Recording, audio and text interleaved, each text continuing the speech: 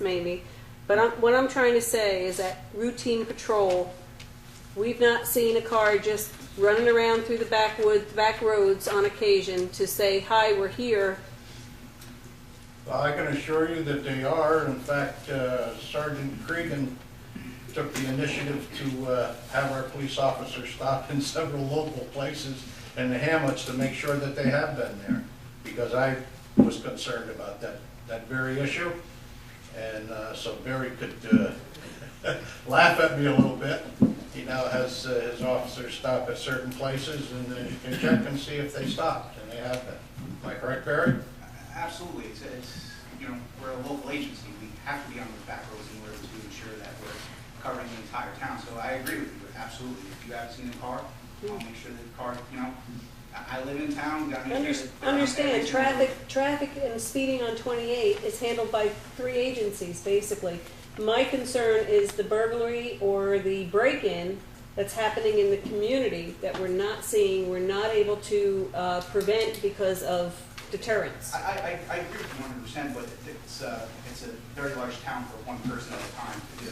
I mean, we do have to ensure that the safety of 28 is, you know, is also part of our job, as well as heading out to Ted's and saying hi to Fred to make sure he's doing all right.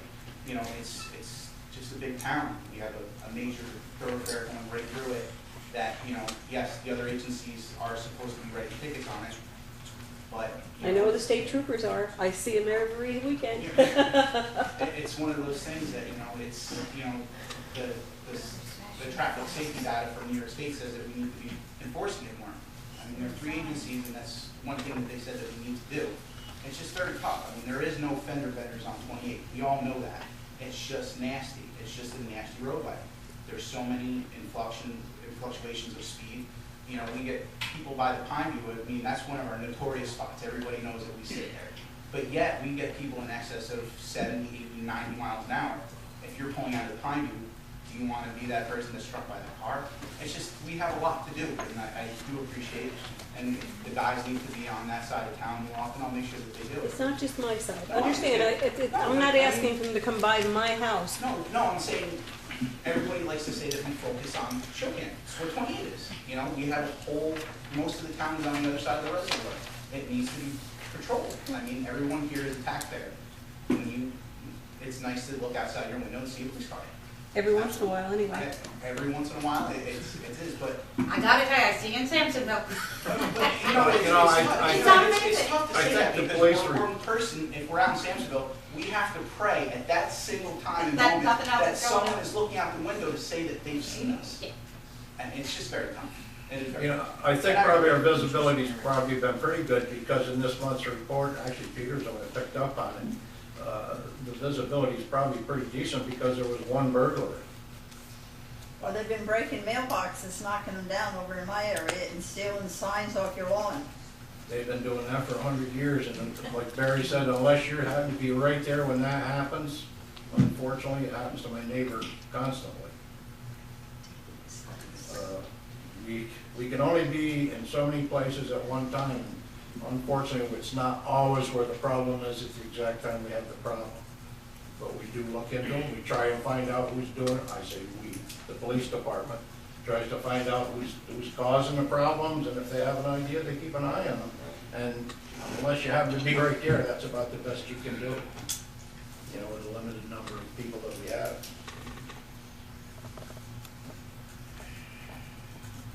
How about the fire department? Can we rag on them a little bit? Well, they had an awfully Doing a hell nice, of a job from what I hear. they had an awfully nice chicken barbecue on March 3rd. Yes, they did. That was nice. I enjoyed that every year. Thank you for all the work that all of you put in on it. The February report, Everett was nice enough to drop it off. For all 5, there were 5 automatic alarms, 3 responses to chimney fires, 3 CO2 detector activations, 4 drills, 1 landing zone, 3 meetings, motor vehicle accidents, there were 12 responses, mutual aid, there was 1, structure fires, there were 10 responses from the 5 companies, 2 wires down, 1 work session, and 2 rescues for a total of 47 calls for the month of February. Thank you. Anyway, Agent brush on Woodland Lane, cut brush on Salad Mill Road, cut brush on Drybrook Road, clean ditches on Sheldon Hill Road, repair manholes in Boyceville, started building a new chip truck, a new bucket truck and cab chassis, hauled in item 4, moved 4 voting machines down to Kingston, about 4 times, washed the trucks 4 times, speed limit signs up on Deerfield Road. Thank you, Ken. transfer station. January's report, they sold 28 permits issued for $700. 192 tickets were sold for $5,760. Total revenue for the month was $6,460. They had 15 garbage bin pulls weighing in at 57.83 tons for an expense of $5,204.70, a garbage pull charge of $60, recycling pull charge of $280, and a fuel surcharge of $364.35. That was the month of January. Month of February, 11 permits issued for $275. 120 tickets were sold for $3,600. Total revenue for the month was $3,875. They had a total of 12 garbage bin pulls weighing in at 41.71 tons for an expense of $3,753.90. Garbage bin pull of $480, recycling pull charge of $160, and a fuel surcharge of $272.16. And both these reports were by Bruce Pearl. Okay. Town clerk. Revenue report, taxes collected for February, $364,361.36. Interest and penalties on that, $3,254. The $3,254 goes to the town. The $364,000 goes to the county. Dog licenses, $73. Building permits, $1,352. Total landfill fees, $3,775. Zoning fees, $75. Total planning fees, $227. Park and recreation charges, $200, for a total of town clerk revenues of $9,028.28. And just a few things that I had from last month and I didn't get a chance to do.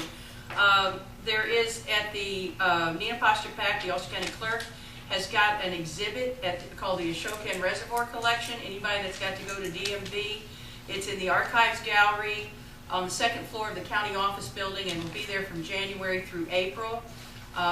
Very nice display. I haven't seen it yet, but hope to get down there. I also wanted to say on our home delivered meals, we delivered meals as a volunteer through our office. I just coordinate the drivers. The actual determination of who goes on the program is made by the Office of the Agent.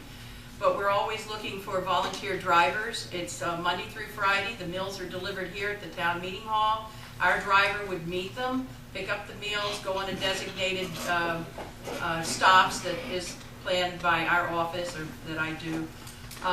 Thursday, right now, we could use someone every other Thursday, or even anyone that would like to just maybe go on a run with somebody, kind of know the format and the terrain, and who is who, and who can get up and who can hear you and who can't.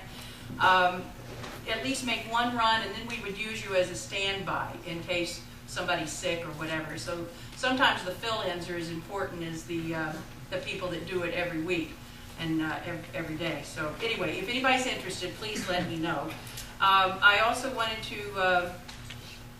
The town passed a resolution several years ago about training for planning board and zoning board members, and each year I'm supposed to make a report to the town board. Planning board training certification, this was as filed with the town clerk through January 27th. Drew Bogus has a total training of 62.5 hours. Colleen Grant, 31.25 hours. David Sorbellini, 30.75 hours. Edwin Maldonado, 25 hours. David Jones, 47.5 hours. And Jimmy Conjus has 22 hours of training. I'll pass those down to you guys. Again,